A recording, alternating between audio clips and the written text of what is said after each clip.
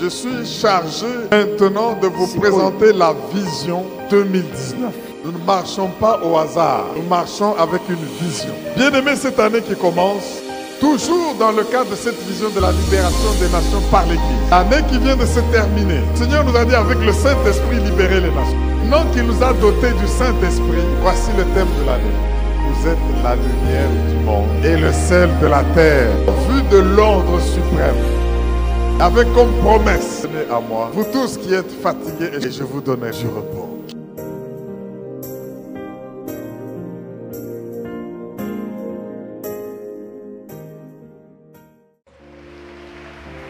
Alléluia. Ce n'est pas encore assez. Est-ce qu'on peut m'aider à acclamer celui qui vit à jamais?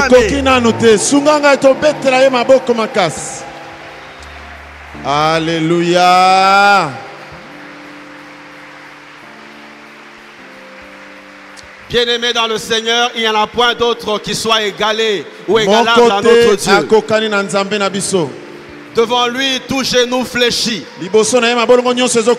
Devant lui, toute langue confesse qu'il est le Seigneur. Devant lui, il n'y a point d'autorité. Devant lui, il n'y a point de galon. Devant lui, il n'y a point de majesté.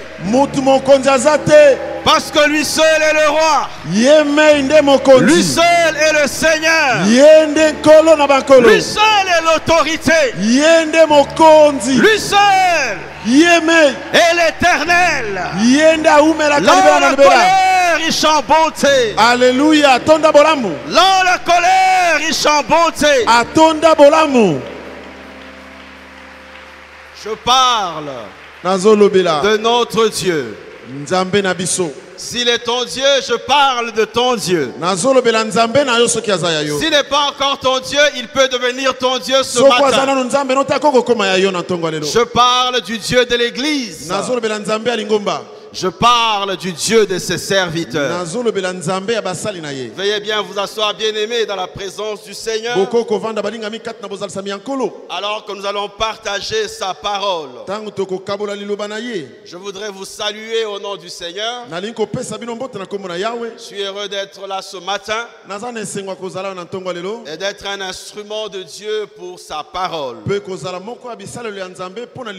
rends grâce à Dieu qui nous fait cette opportunité d'être à la chair ce matin. Je rends grâce à Dieu qui nous inspire sa parole. Je rends grâce à Dieu qui nous fait voyager des kilomètres durant. Et nous arrivons à destination simplement parce qu'il est avec nous. Et je lui rends grâce de tout mon cœur. Je voudrais dire merci à Dieu aussi pour ses serviteurs. Notre papa l'archevêque Diamant Kalonji et notre maman Judith Kalonji. Merci beaucoup. Même s'ils ne sont pas là, je les remercie. Et leur exprime mon appréciation pour la confiance qu'ils m'ont témoignée pour que je partage la parole de Dieu ce matin. Je ne le prends pas comme un dû, mais je le prends comme un privilège. Et le privilège, il faut l'honorer. Merci Seigneur. Je voudrais honorer ses serviteurs, le bishop Abraham et le bishop Charles qui sont là. Merci beaucoup pour cette marque de confiance. Je voudrais dire merci à tous les pasteurs qui sont dans la salle. Parce que vous croyez que Dieu peut parler par moi? Oui. Je dis merci à toute l'église de Dieu. Parce que vous croyez que Dieu peut vous parler par moi. Merci. Alors on va avoir une bonne parole. On va avoir une bonne parole. Je suis un enseignant. Sortez vos carnets, prenez note. Si vous n'avez pas compris, achetez le CD, écoutez. Alors maintenant je commence la prédication. Le message de ce matin est intitulé. Mais avant que je donne le titre du message, j'aime quand je prêche qu'on soit ensemble. Donc n'hésitez pas de réagir pendant que je serai en train de prêcher. Et je vais vous taquiner quelquefois. Est-ce que ma cravate est bien assise? Okay. Le message de ce matin est intitulé « Ce n'est plus moi qui vis, c'est le Christ qui vit en moi. Ce n'est plus moi qui vis, c'est le Christ qui vit en moi. » Dimanche passé, je prêchais à Logostrema Kinsuka. J'ai donné une première version là-bas. Si vous voulez avoir la version, allez là-bas, ils vont vous donner un support, j'espère. Et aujourd'hui, je vais donner la deuxième version. Nous lisons la parole de Dieu dans Galates chapitre 2. Verset 19 à verset 20. Galates chapitre 2. Galates chapitre 2, 19.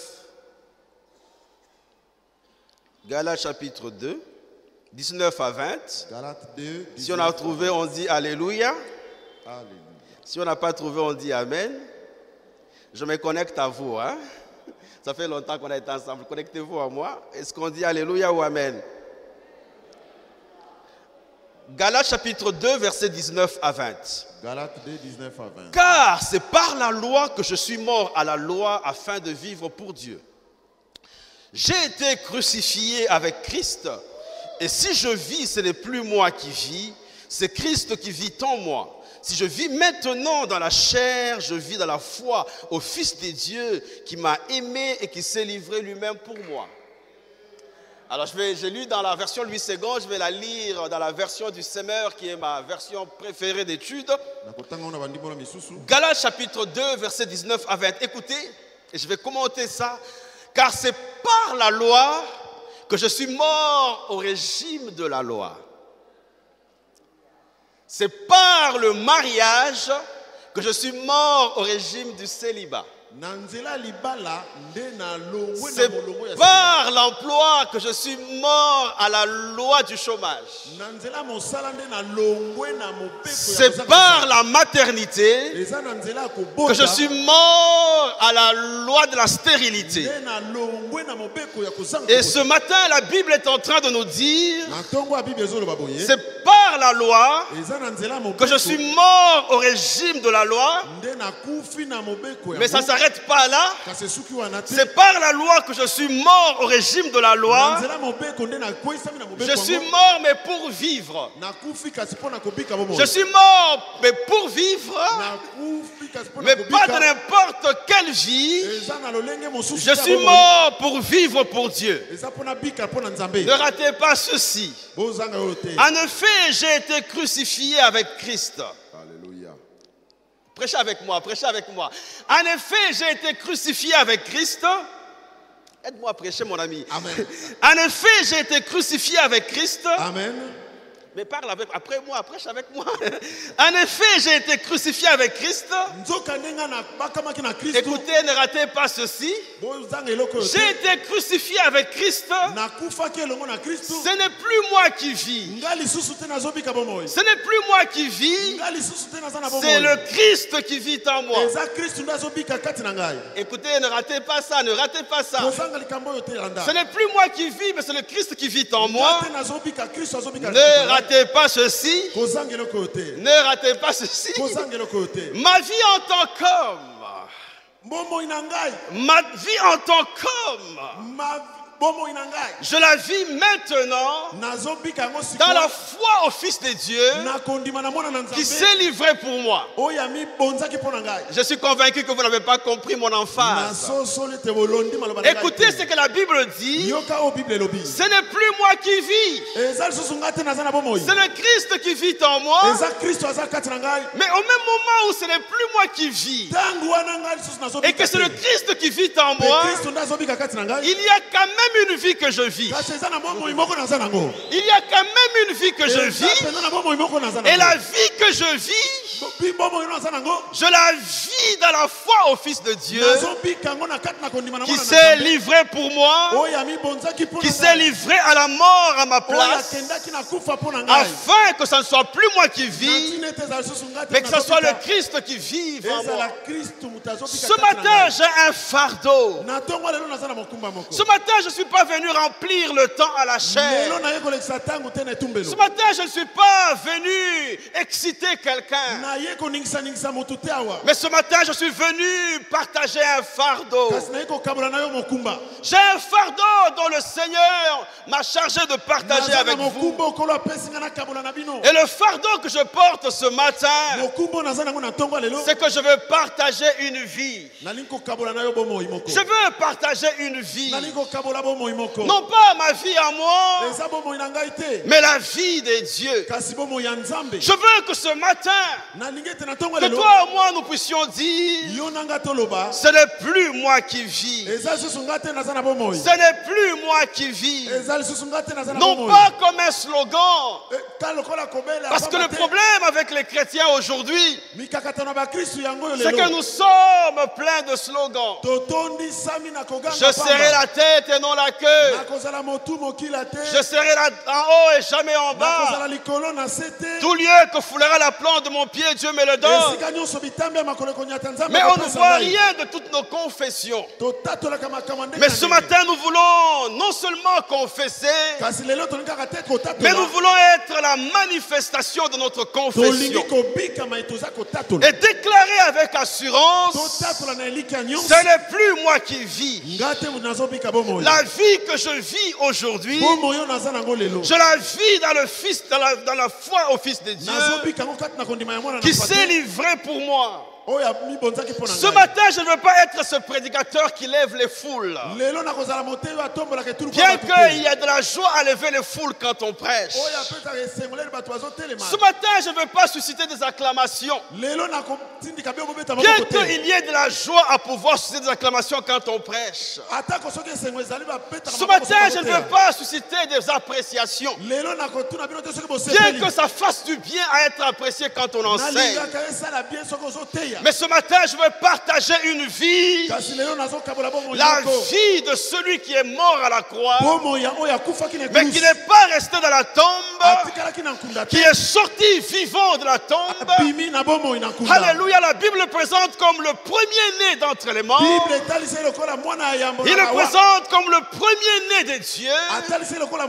Il le présente comme étant le Fils unique de Dieu, mais qui n'est pas resté unique, mais qui est mort et ressuscité, afin d'avoir plusieurs frères, afin de susciter pour Dieu plusieurs hommes et femmes qui réclament Dieu comme étant leur Père. Lorsque Jésus ressuscite d'entre les morts, il dit à Marie qui le rencontre la première, va dire à mes frères que je m'en vais vers mon Père et votre Père. Je m'en vais vers mon Père et votre Père. Ce matin, je voudrais qu'ensemble nous puissions proclamer la parole de Dieu. Acclamer la parole de Dieu. Quand Jean chapitre 6, verset 63, la Bible est en train de dire, c'est l'esprit qui vivifie. La chair ne sert à rien. Les paroles que je vous ai dites, elles sont esprit et vie. Ce matin, je veux partager l'esprit et la vie qui sont contenus dans la parole de Dieu. Et l'apôtre Paul de renchérir, il dit ce qui suit. Il nous a aussi rendus capables d'être ministres d'une nouvelle alliance, non de la lettre, mais de l'esprit. Car la lettre tue, mais l'esprit vivifie. Je veux partager la vie du Dieu qui vivifie, les hommes et les femmes qui lui donnent leur vie. Je veux partager la vie de Dieu qui vivifie et qui fait des hommes et des femmes des panneaux publicitaires des dieux, qui fait des hommes et des femmes des ambassadeurs de Christ sur la terre, qui fait des hommes et des femmes des hommes dont la vie est en train de parler en faveur de Dieu plus que 1000 paroles. Bien-aimés dans le Seigneur, autour de nous il y a une soif. Et la soif qu'il y a autour de nous chaque fois que nous vivons, dans les milieux politiques que nous fréquentons, dans les milieux académiques que nous fréquentons, au marché où nous allons, dans les universités que nous fréquentons, il y a un cri. Et je me fais le porte-parole de ce cri-là.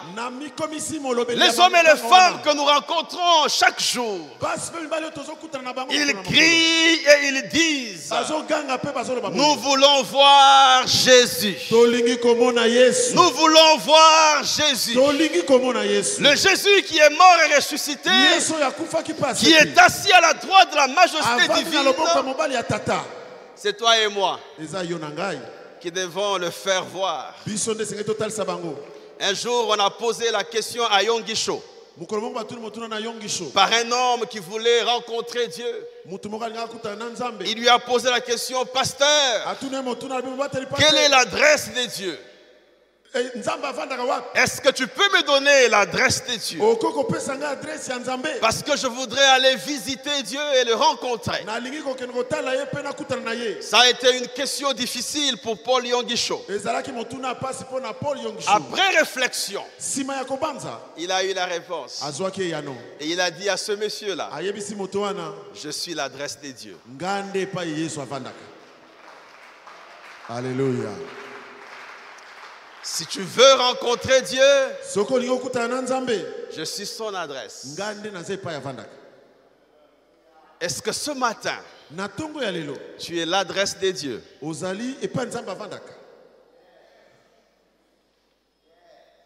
Quand tu vas à l'université, est-ce que tu es l'adresse de Dieu? Ici, nous sommes à Mangaï 58. Si on cite Mangaï 68, on va dire que c'est le quartier général de Logos Rema. Est-ce que si on cite ton nom, tu es le quartier général de Dieu?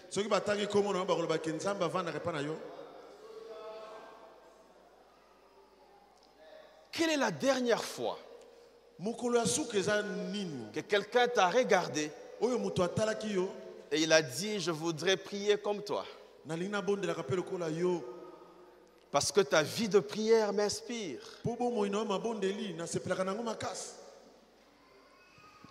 Quelle est la dernière fois où tu as été tellement rempli de la parole de Dieu qui déborde à travers ta vie, que quelqu'un te regarde et il dit: je veux aussi être un accro à la parole de Dieu comme toi. Tu es prédicateur. Est-ce que le sérieux dans la préparation, dans la consécration, elle vient simplement le jour où tu es programmé pour prêcher? Ou bien ta vie peut inspirer un jeune prédicateur à faire comme toi? Lorsque les disciples ont vu Jésus prier, ils sont allés vers lui et ils lui ont dit: Maître, apprends-nous à prier.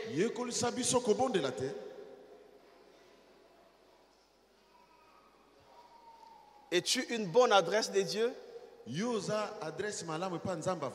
Ou bien tu es une adresse falsifiée? Est-ce que lorsqu'on regarde ta vie, on peut avoir soif de ton Dieu? Ou bien lorsqu'on regarde ta vie, on va repousser ton Dieu? Est-ce que je parle à la bonne assemblée ce matin? Prêchez avec moi ce matin. Je m'en fous, je peux ne pas sauter. Je peux ne pas crier. Mais je vais annoncer la parole de Dieu. Je veux que le fardeau que Dieu a placé sur moi parvienne aux plus petits d'entre nous. Je veux être l'adresse des dieux. Je veux que tu sois l'adresse des dieux. Je veux que tu sois rempli de la vie des dieux. Tellement rempli de la vie des dieux que quand les hommes et les femmes vont te regarder, ils vont dire, je n'ai pas vu Jésus physiquement. Mais quand je te vois, je suis en train de voir Jésus dont on a parlé dans les Écritures, parce que la vie du Seigneur est en train de transparaître à travers ta vie. Écoutez ce que les Écritures disent. 1 Corinthiens chapitre 11, verset 1er. 1 Corinthiens 11. Soyez mes imitateurs, comme je le suis moi-même de Christ. Et quand je lis les Écritures, je suis impressionné parce que l'apôtre Paul ne l'a pas dit qu'aux Corinthiens. Il arrive aux Philippiens dans Philippiens 3,17. Il dit ceci: soyez tous mes imitateurs et portez le regard sur ceux qui marchent selon le modèle que vous avez vu en nous. Est-ce que les hommes et les femmes peuvent te dire à toi, est-ce que tu peux dire aux gens, soyez mes imitateurs? Il n'a pas dit qu'aux Philippiens et qu'aux Corinthiens simplement. Il a dit aussi aux Thessaloniciens. 1 Thessaloniciens chapitre 1er 6 à 7. Alléluia. Et vous-même, vous avez été mes imitateurs et ceux du Seigneur, en recevant la parole au milieu de beaucoup d'afflictions, avec la joie du Saint-Esprit. Écoutez ce que la Bible déclare: en sorte que vous êtes devenus un modèle pour tous les croyants de la Macédoine et de la Caïe. 2 Thessaloniciens chapitre 3 versets 7 et 9. Alléluia. Vous savez vous-même comment il faut nous imiter, car nous n'avons pas vécu parmi vous dans le désordre. Ce n'est pas que nous n'en ayons pas de droit, mais nous avons voulu vous montrer en nous-mêmes un modèle à imiter. Je veux être un modèle que les hommes et les femmes peuvent imiter. Un modèle de Christ. Je veux manifester la vie de Christ à travers ma vie, afin que les hommes et les femmes deviennent mes imitateurs, comme moi-même je le suis de Christ. 2 Timothée chapitre 3 versets 1 et 5. 2 Timothée 3, 1 à 5. Sachez que dans les derniers jours, il y aura des temps difficiles. Les hommes seront égoïstes, amis de l'argent, fanfarons, hautains, blasphémateurs, rebelles à leurs parents, ingrats, irréligieux, insensibles, déloyaux, calomniateurs, intempérants, cruels, ennemis des gens de bien, traîtres, emportés, enflés d'orgueil, aimant le plaisir plus que Dieu. Mais ne ratez pas ceci: ayant l'apparence de la piété, mais reniant ce qui en fait la force. Mon problème aujourd'hui, c'est que nous avons beaucoup d'hommes et de femmes à l'église qui ont l'apparence de la piété, mais qui renient ce qui fait la force de la piété. Ils prient, ils jeûnent, mais après 40 jours de jeûne et prière, il n'y a aucune vie de Christ qui se manifeste. Mais ce matin, je suis venu transmettre, communiquer cette vie-là, afin que toi et moi nous puissions dire, chacun pour sa part, ce n'est plus moi qui vis, c'est le Christ qui vit en moi. La vie que je vis aujourd'hui, je la vis dans le Fils de Dieu qui s'est donné pour moi, afin que je puisse manifester sa vie. Est-ce qu'on est ensemble? On dit un grand amen. Amen. En tout cas, vous ne m'encouragez pas. Est-ce qu'on peut dire un grand amen? Amen. Est-ce qu'on avance ensemble? On dit un grand amen. Amen. Laissez-moi partager avec vous 3 vérités et je vais quitter la chair. Première vérité que je veux partager avec vous ce matin. Ce qui différencie le christianisme des autres religions, c'est que loin d'être une religion, le christianisme est une vie. La vie de Dieu en moi. Ce qui différencie le christianisme des autres religions, c'est que loin d'être une religion, le christianisme est une vie. Pas n'importe quel type de vie, mais le christianisme, c'est la vie de Dieu en moi. Apocalypse chapitre 3 verset 20. Apocalypse 3, 20. La Bible dit, voici je me tiens à la porte et je frappe. Si quelqu'un entend ma voix et ouvre la porte, j'entrerai chez lui, je souperai avec lui et lui il soupera avec moi. 2 Corinthiens 5, 14 et 15. 2 Corinthiens 5, 13, 14. Car l'amour de Christ nous presse.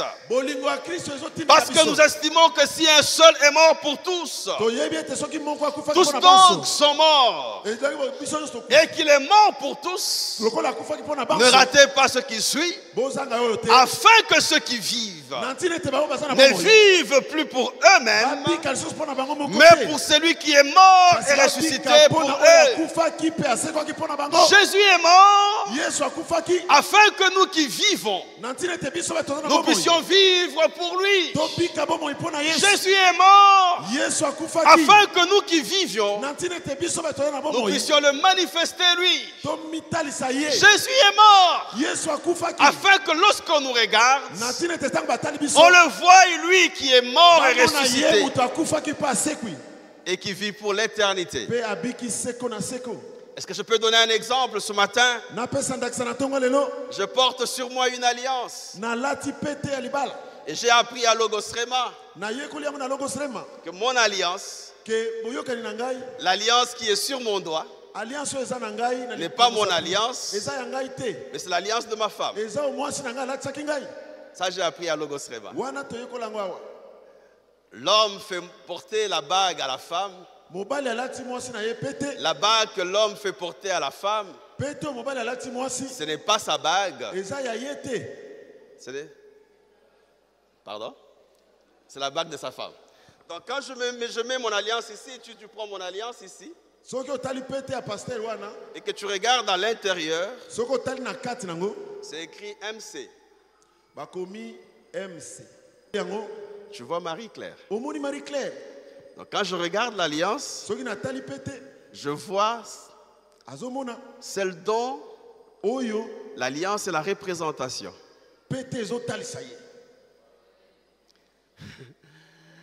Quand je regarde le chrétien, je vois le Christ dont il est la manifestation, la représentation. Parce que le christianisme,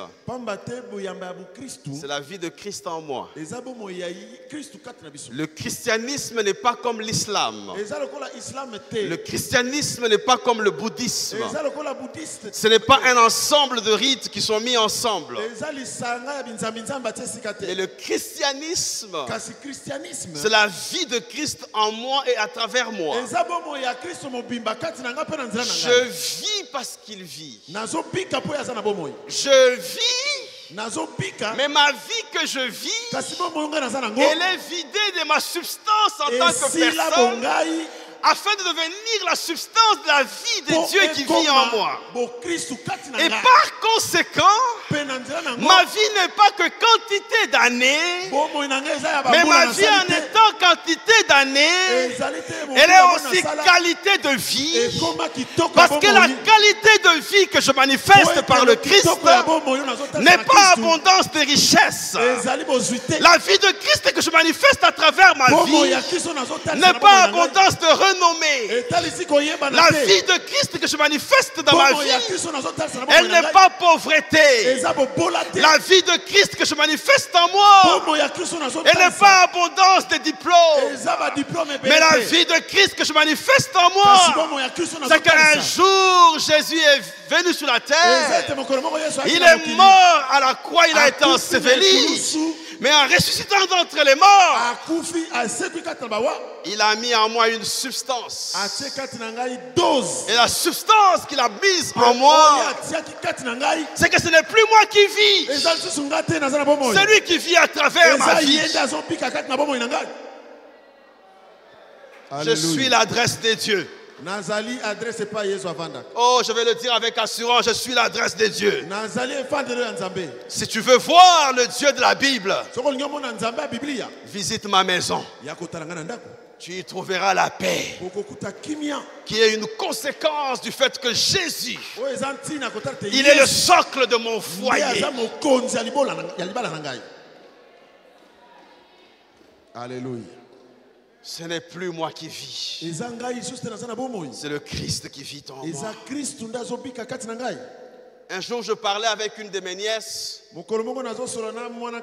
sur le mariage. Elle m'a posé la question de savoir, Tonton Patrick, est-ce que tu es progressiste ou tu es traditionnaliste?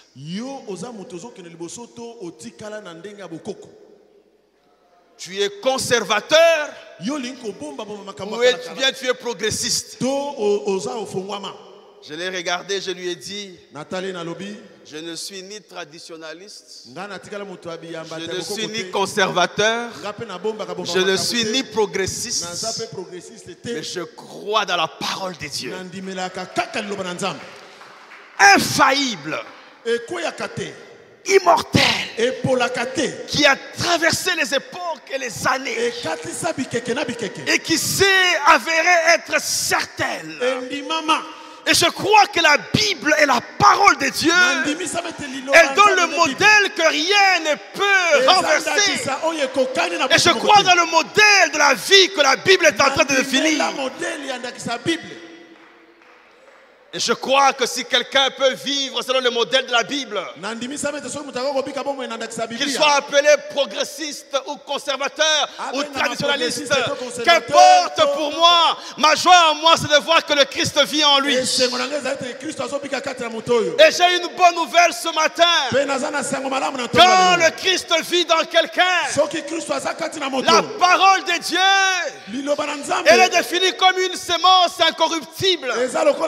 Une sémence incorruptible. Et ma joie c'est de savoir que la sémence incorruptible de la parole de Dieu, lorsqu'elle rencontre une vie corruptible, elle ne laisse pas la vie corruptible, elle transforme la vie corruptible en une vie incorruptible. Aidez-moi à prêcher ce matin. Lorsque vous lisez Ésaïe 53, la Bible déclare, il s'est élevé comme une faible plante, comme un rejeton qui sort d'une terre desséchée, comme un rejeton qui sort d'une terre aride. Ne ratez pas cette prédication. Alléluia. Le rejeton sort d'une terre desséchée, mais le rejeton n'est pas desséché.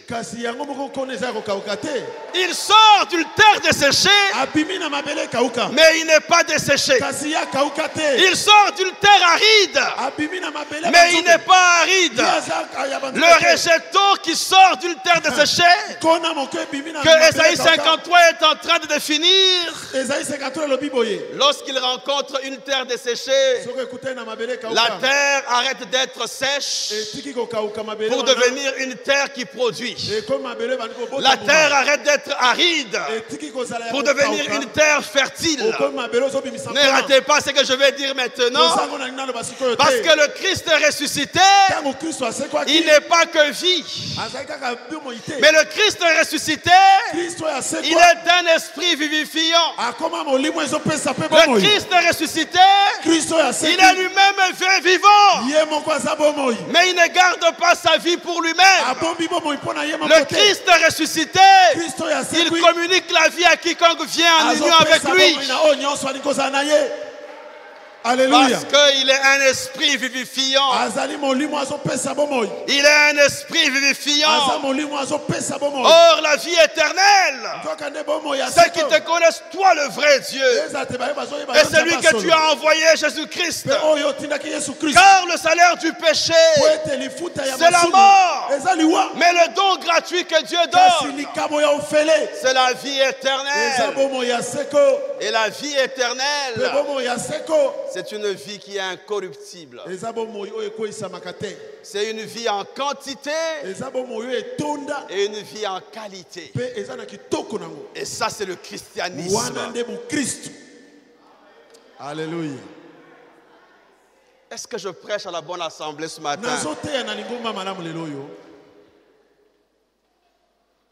Nous ne sommes pas dans des ismes, mais nous sommes dans la vie. La vie de Christ qui vit en moi. Je veux être un modèle. Pas seulement un modèle de diplôme. C'est bien d'étudier. J'ai étudié, j'ai atteint le sommet des études. Mais ce diplôme-là n'a de valeur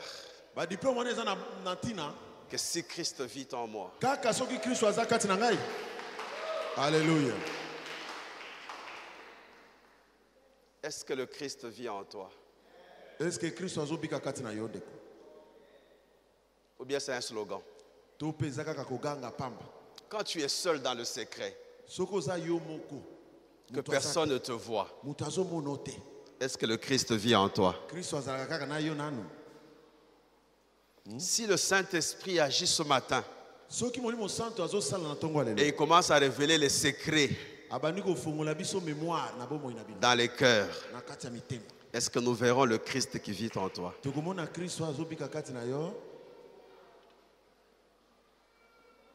C'est ça le christianisme. Je parle à la bonne assemblée. Deuxième vérité que je veux partager avec vous ce matin. Si par essence, si par définition, la vie est dynamique, si par essence la vie est dynamique, la vie de Dieu en moi est dynamique.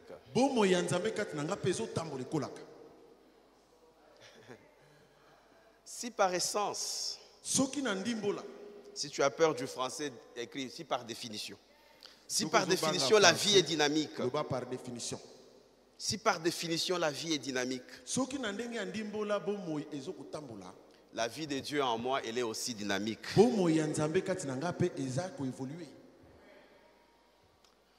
La Bible définit la vie naturelle comme étant la respiration. Prêchez avec moi, la respiration. La respiration. Non, je suis à Logos Rema, n'est-ce pas? Des gens qui aiment le Logos et le Rema. La Bible dit que la vie c'est quoi? La respiration, le mouvement et l'être. C'est ce que la Bible dit, non? Alors la vie c'est quoi? La vie c'est quoi? Mais vous avez peur.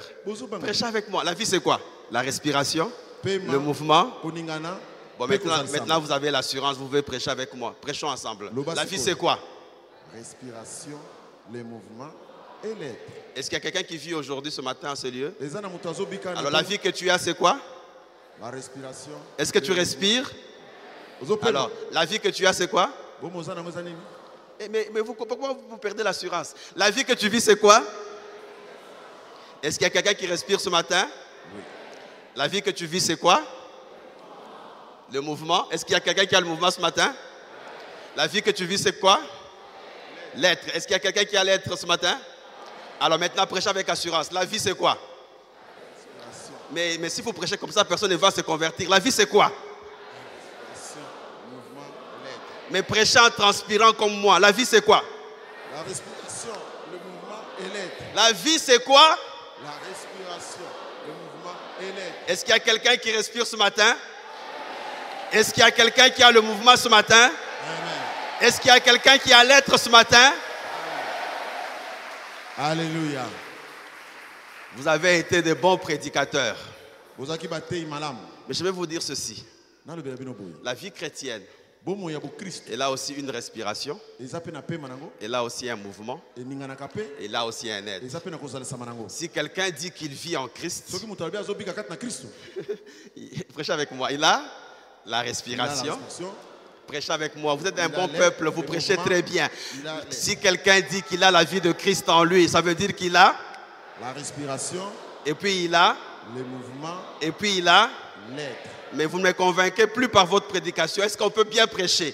Si quelqu'un dit qu'il a la vie de Christ en lui, ça veut dire qu'il a quoi? La respiration. Et puis il a quoi? Le mouvement. Et puis il a quoi? L'être.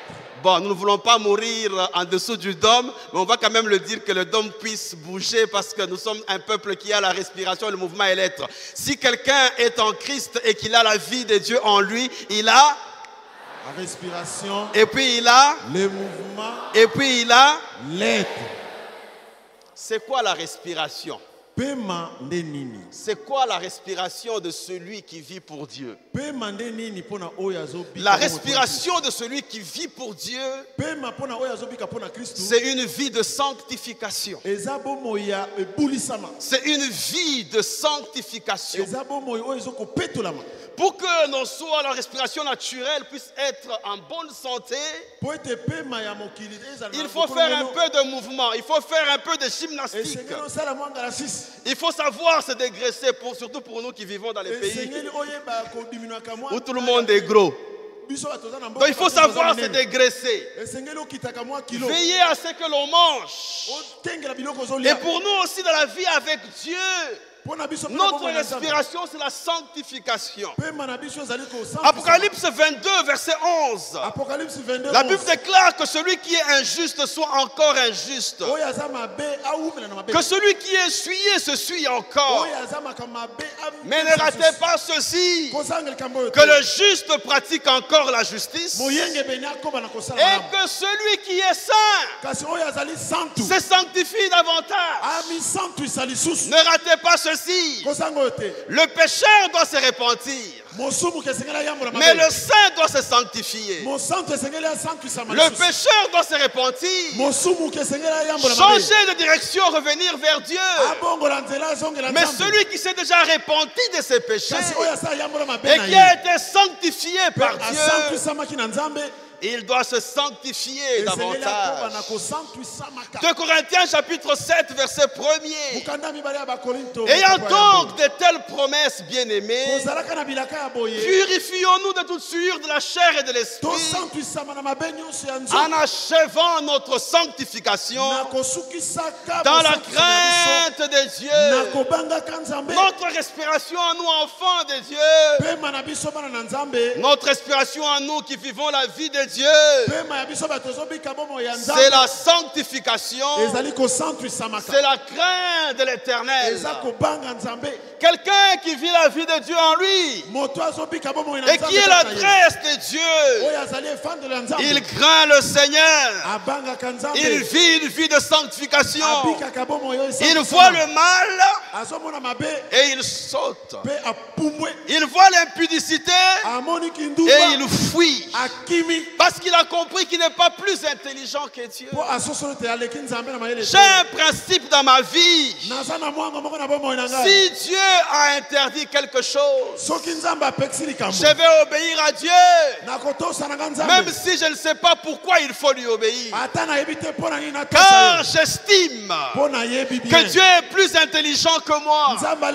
Et parce qu'il est plus intelligent que moi, s'il dit ne va pas, je n'irai pas. S'il dit ne touche pas, je ne toucherai pas. Même si la chose paraît belle, même si la chose est approuvée de tout le monde, si mon Dieu me dit ne fais pas, je ne le ferai pas. Pourquoi? Parce qu'il est plus intelligent que moi. Pourquoi? Parce que j'ai choisi de le craindre. Et la crainte de Dieu, ce n'est pas la peur de Dieu, mais la crainte de Dieu, c'est un profond respect pour lui. Je le respecte. C'est ma respiration. Je vis au jour le jour, mes yeux fixés sur lui, afin de ne pas me détourner de ses voies, car j'estime que je suis saint et que la part du saint dans la respiration, c'est de se sanctifier.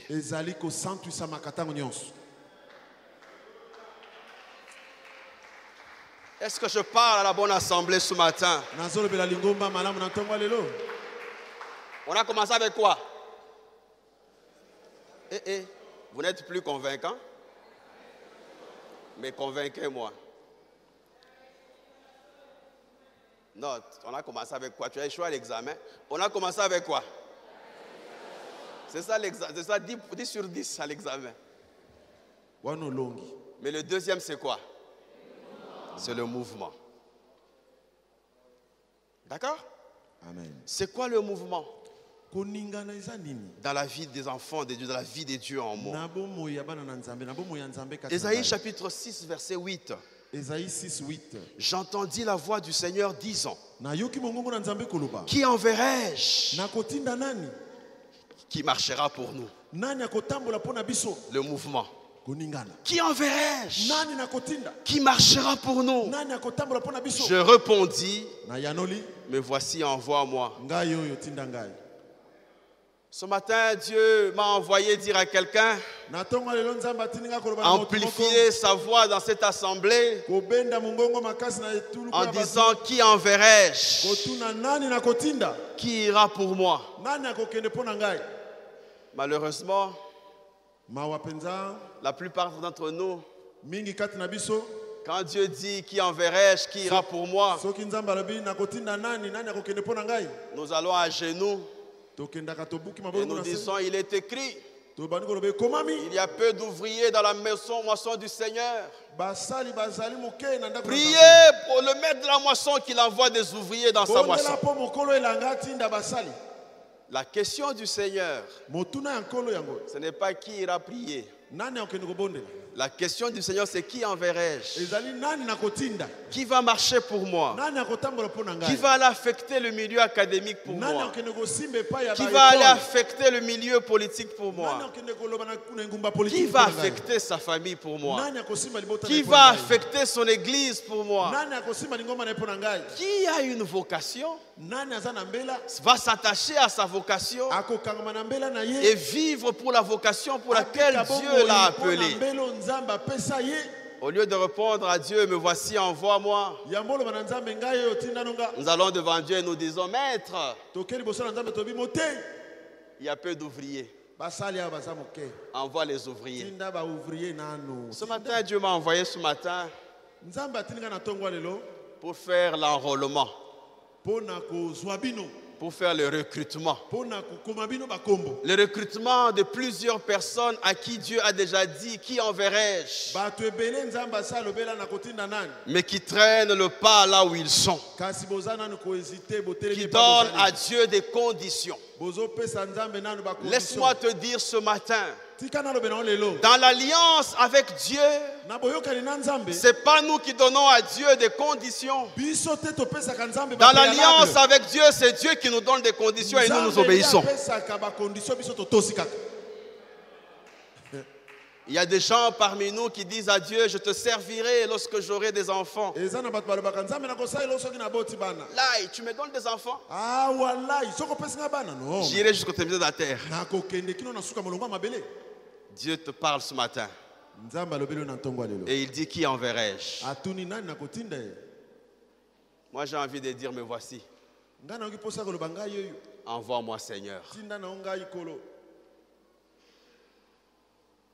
Je me rappelle, j'ai eu la vocation, l'appel au ministère, j'avais 17 ans. Je ne voulais jamais devenir pasteur. Dieu m'a dit, je t'appelle à être pasteur et docteur. J'ai dit à Dieu, c'est bon tout ça. Mais plus tard. Et quand je l'ai dit, le Seigneur m'a dit, tu vas échouer. Et littéralement, j'ai échoué. J'ai fait 4 ans en train de tourner en rond. Jusqu'au jour où, en 1996, 96, Logosrema venait de commencer. Quelques mois plus tôt. Je me rappelle bien avec Daddy. Je lui ai parlé de comment ça ne marchait pas dans ma vie. Il m'a donné des conseils, il m'a donné des orientations. Mais on sentait que ce n'était pas solide. Je suis allé en retraite ce jour-là, ces 3 jours-là. Il habitait encore à Lipen. J'ai oublié même l'adresse. À Lipen, quelque part là. Louyeye, voilà, sur l'avenue Louyeye.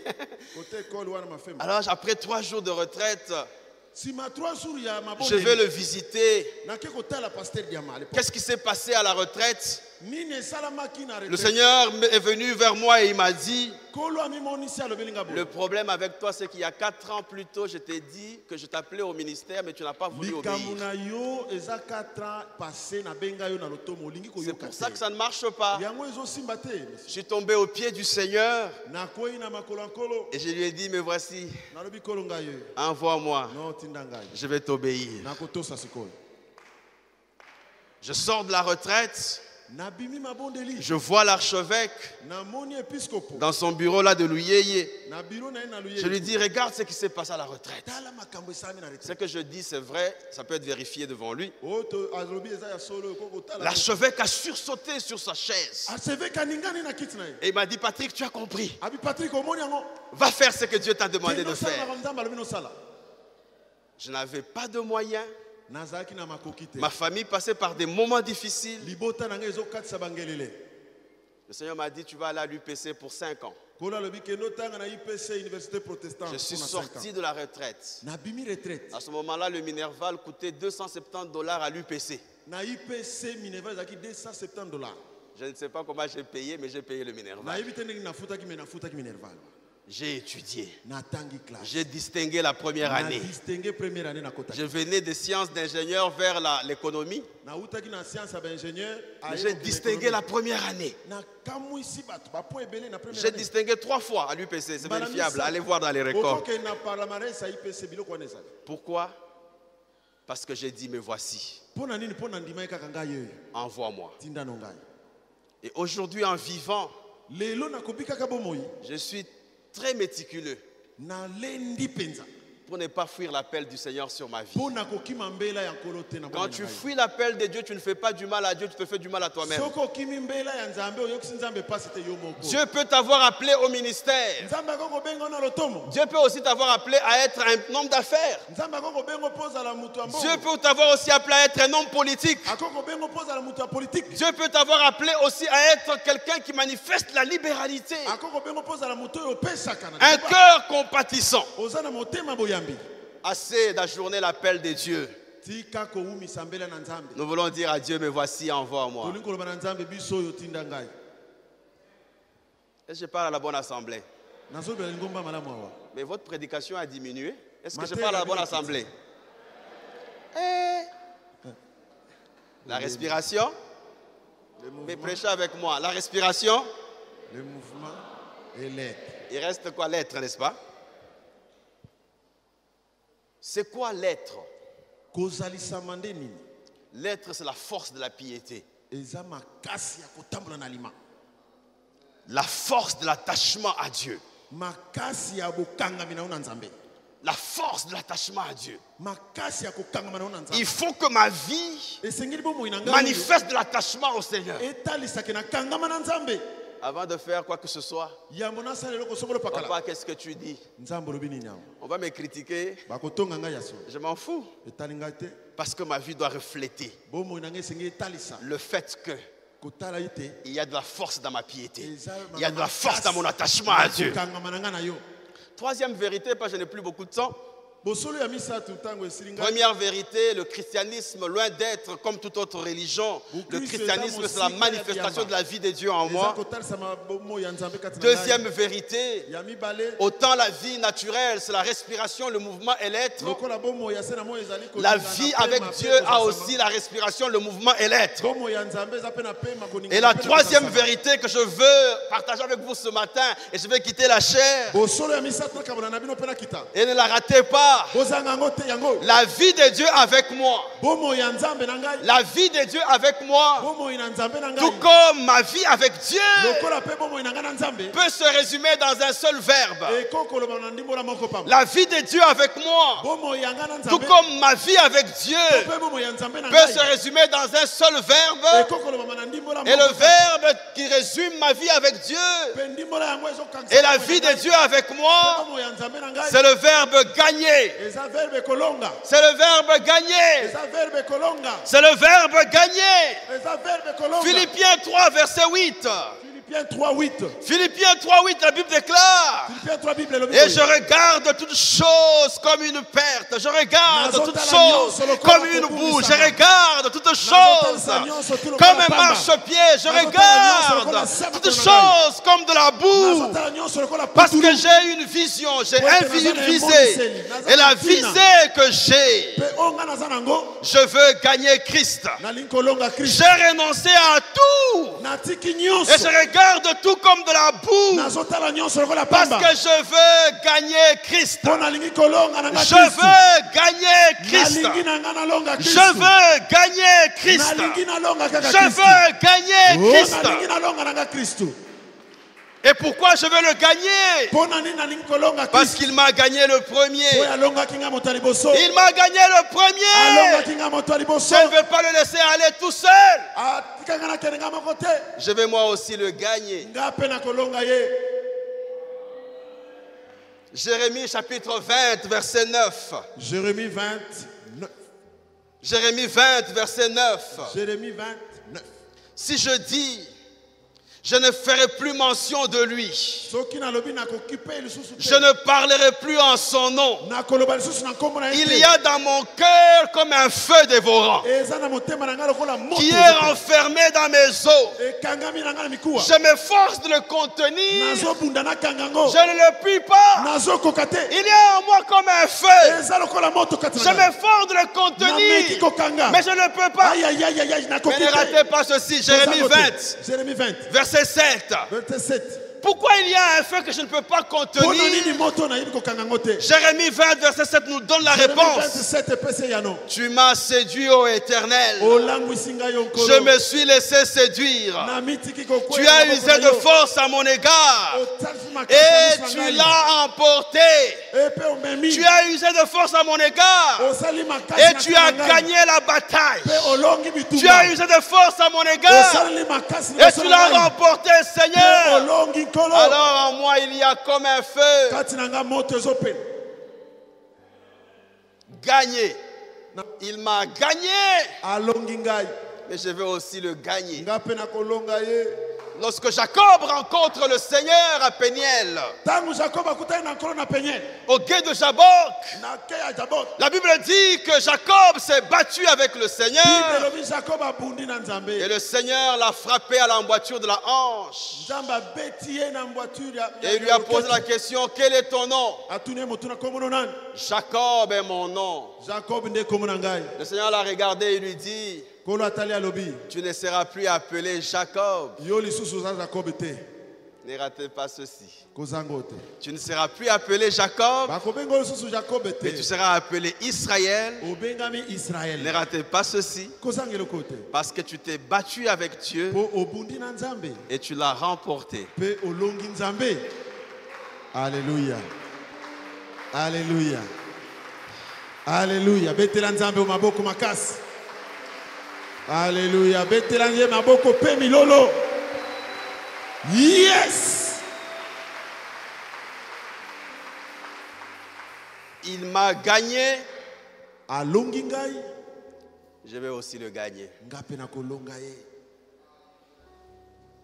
Likambo oyo na nzambe ekosuka awa te. Ekosuka awa te. Il m'a gagné. Lokola longi ngai boy. Je vais le gagner. Ngape na longa ye. Et comment je vais gagner le Seigneur? Na kolonga nzambe ndenge nini?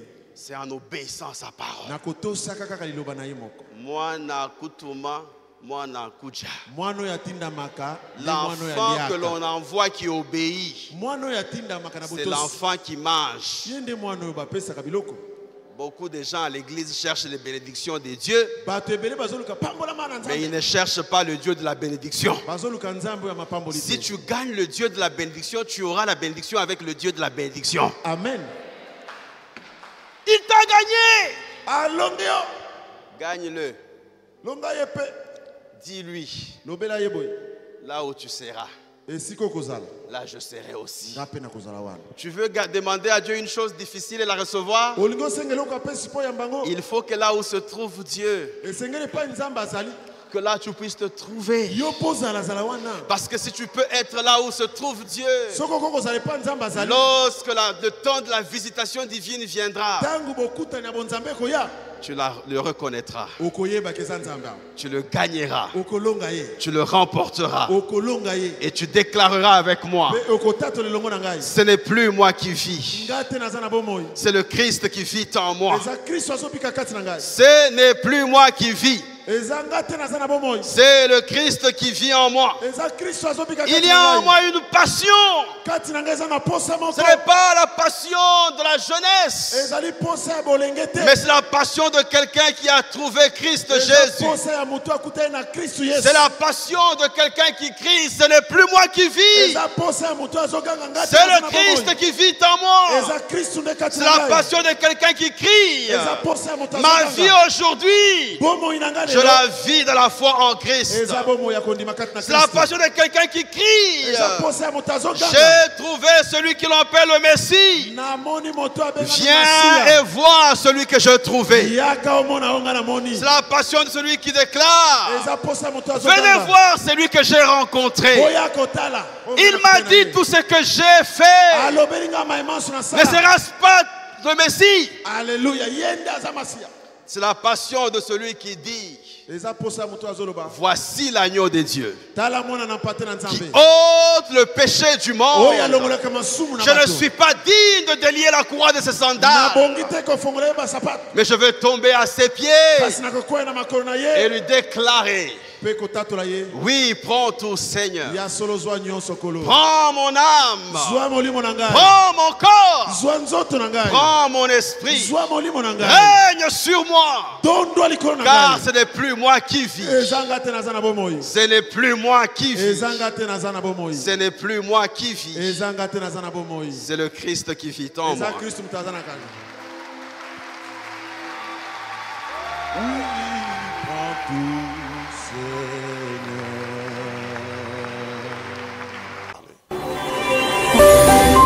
Invitez chacun à nous joindre à Logos Rema.